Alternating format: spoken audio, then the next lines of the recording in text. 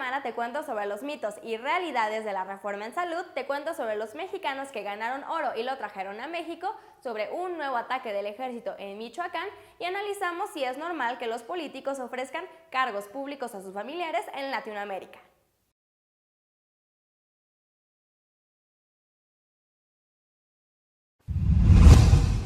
¿Ganamos el oro? No, nadie habla de los pobres que apenas pueden con una copa llena de trampas y fútbol mediocre. México ganó oro en la Olimpiada Internacional de Matemáticas y además se trajo 2 medallas de plata y 3 de bronce. En la Olimpiada, los concursantes, los cuales no pueden tener más de 18 años ni estar matriculados en la universidad, deben resolver 6 problemas. Por México, la hazaña del oro la logró Juan Carlos Ortiz, que en conjunto con estos 5 orgullosos ganadores sumaron 6 preseas para México. Este certamen fue celebrado en Tailandia en su edición número 56, y debes saber que ya van 3 ocasiones en las que México se trae el oro. Lástima que en nuestro país sea más importante saber si es penal o no, pero bueno, aquí honor a quien honor merece. ¡Felicidades, chavos! A 10 meses de la desaparición de los 43 normalistas de Ayotzinapa, aún sin esclarecerse, continúan las noticias de la participación del ejército en violaciones de derechos humanos, realizando ejecuciones extrajudiciales y hasta implicados en la muerte de un menor de 12 años en Aquila, Michoacán. En este último caso, la versión del ejército rechazó que sus elementos hayan disparado contra manifestantes y en consecuencia haber matado a un menor, como suele declarar. Y en un informe afirmaron que los primeros indicios indican que la agresión fue realizada por civiles armados. Por su parte, la versión de los comuneros se apoya en un video que se difundió a través de redes sociales donde se muestra que los vehículos de la policía estatal y del ejército se retiran del puente Ixtapilla. Y de pronto los elementos del ejército empiezan a disparar desde sus vehículos a las casas y a la población.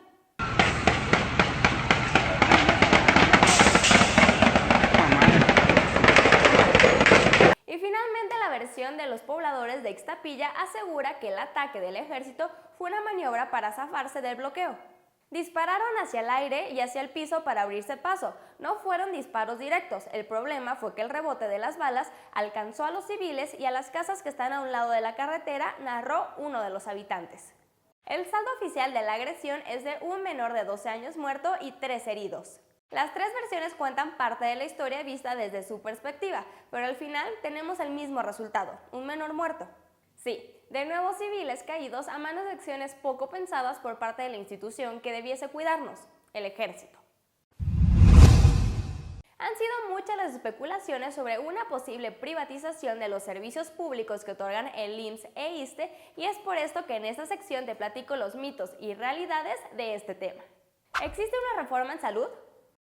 No hasta el momento. Una reforma de este tamaño tendría que ser constitucional y hasta el momento en el Congreso de la Unión no existe ninguna iniciativa formal sobre este tema, que indudablemente merece un gran debate nacional.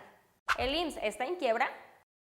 La situación del IMSS proyectada para final del 2015 arroja que los ingresos serán de 522.129 millones de pesos, mientras que el gasto podría registrar 524.187 millones de pesos, lo que nos genera un déficit de 2.058 millones.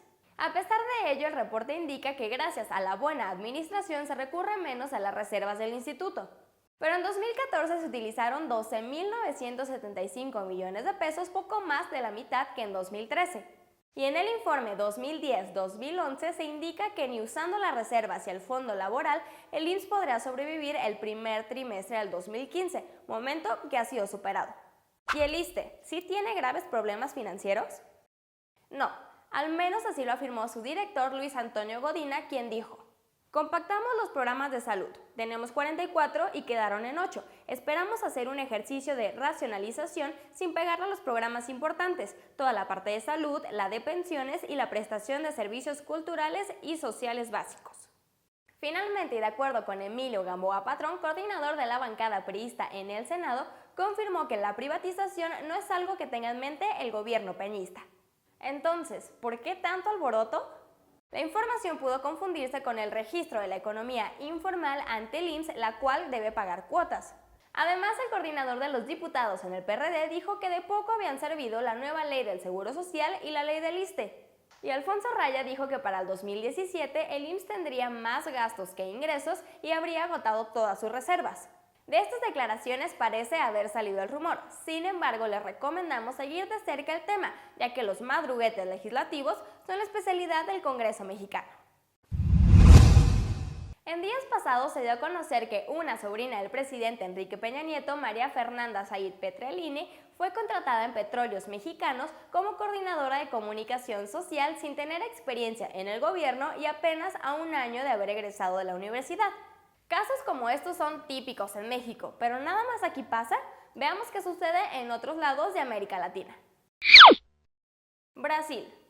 Paula Araujo Rousseff, de 37 años, es procuradora del trabajo en Sao Paulo y aunque pareciera lejano a Brasilia, aseguran que su voz es clave en las decisiones que toma Dilma. Chile. El mayor de los 3 hijos de la presidenta, Sebastián Dávalos Bachelet, trabajó en la Dirección de Relaciones Económicas de la Cancillería en el primer mandato de su madre. Paraguay. Sofía es la hija del presidente Horacio Cartes. Es la primera dama ya que su padre la designó para ese puesto y de paso para que su exmujer no se colocara ni se atribuyera ese lugar. Ah, y por cierto, Sofía solo tiene 16 años. En fin, el tráfico de influencias ya sabemos que no es un invento mexicano, pero igual en nuestro caso es indignante que sea una constante que se le ofrezcan cargos a personas que no están capacitadas para esa función. ¿Verdad, María Fernanda? Espero que te haya gustado este video y si es así te invito a que le des pulgar arriba y lo compartas con tus amigos.